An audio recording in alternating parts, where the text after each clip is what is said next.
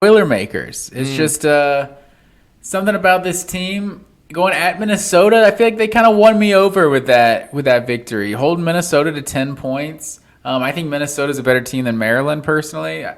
Maryland probably has a better offense, but yeah, they also, tough games with Penn State and Syracuse. This Purdue team is tested, so I think, I also like them to go on the road and get the win and cover. You're just mad because you're not going to be able to make up as much ground this week. Hey, it's only week 6. It's we got a marathon, sir. It's we got a long way to go. Mm-hmm. All right, man. Where are we going next? Keeping it moving. The 3:30 CBS game. Auburn goes on the road at Georgia, Deep South's oldest rivalry, and Georgia is a 29.5 point favorite, sir. This spread is just massive, especially after Georgia.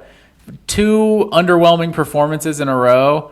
Almost lost to Missouri, who looks like maybe the worst team in the SEC so far. Pretty close to the bottom. I was gonna say, did Vanderbilt leave the conference? What happened? Yeah, here? Jury's still out on that about Vanderbilt and Missouri, who's better, to be honest. But Missouri obviously gave Georgia a tough game, but while this spread looks just absolutely insane, Auburn just doesn't really score touchdowns when they play in Sanford Stadium. I think you got to go back their last 10 visits to Sanford Stadium, and they haven't scored more than 1 touchdown in any of them. You go 29.5 is a lot. Georgia is getting AD Mitchell back this week, and Arian Smith is healthy. I think it's all about how Georgia executes in the red zone. I think we talked about this last week. Feed Brock Bowers the ball. This man, I'm wondering if Georgia should start playing him at running back and just making sure this guy gets 15 to 20 touches a game. He's clearly the best player on this team, and Georgia just needs to do a better job of feeding him, scoring touchdowns.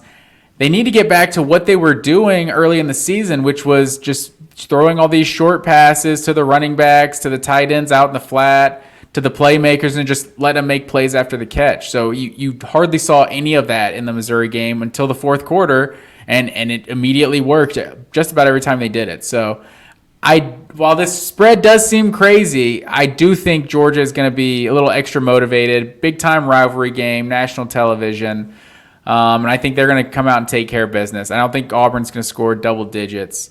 So give me Georgia. I think it's going to be a 38-7 type of game, and I think Georgia takes care of business. Whew. Interesting. Here is something else that I thought was funny, and I just don't know what you're doing here if you're this Auburn team. Did you see what the Auburn center said today? Yeah, I did. He said, quote, "If we can keep them out of their third down packages, we can demolish them." What are you doing? Why are you giving him bulletin board material a couple days before this game? What are you doing? I'm fascinated with a couple things. I wonder if this is it for Harsin, if there's a number of embarrassment where that's all right, yeah, this is it. If we get embarrassed by a certain number on the road at UGA, then maybe this is where we call it quits. I'm not sure. We talked about the schedule, and Auburn is just in the midst of a brutal schedule. That I just don't see going their way. But the Dogs are still number 1 in points allowed in the SEC. Auburn's 13th in yards per play in the SEC. Not good. There are 14 teams. The offense isn't good. UGA, they've won 5 straight against Auburn, which I didn't realize, which is, guess how long it's been since UGA won 5 straight in the series? Is that first time ever? 1944 through 1948 was the last time they had this long of a streak against Auburn. Wow. I don't think this is going to be close. The difference with the Mizzou thing, it's at Mizzou. It's a night game. It's a little bit different. This is at Georgia. I don't see this same kind of thing happening. What was the last home loss for Georgia? In this series, 2005 is the last time Auburn beat Georgia in Athens. And the last time they scored more than 10 points in Athens was 2009. Actually, the last time they scored more than 10 points in the state of Georgia playing Georgia was 2009 because they also throw in that SEC championship as well. Yeah, I just don't see a path. Like Robbie Ashford, not good, and we already know about the second half stuff for Auburn. He looked good for about a quarter and a half or 2 quarters against LSU, and then I'm not really sure what happened to Auburn's offense after that. I mean, 4 turnovers for Auburn, 1 for LSU. It was just you can't win football games playing that way and turn the ball over.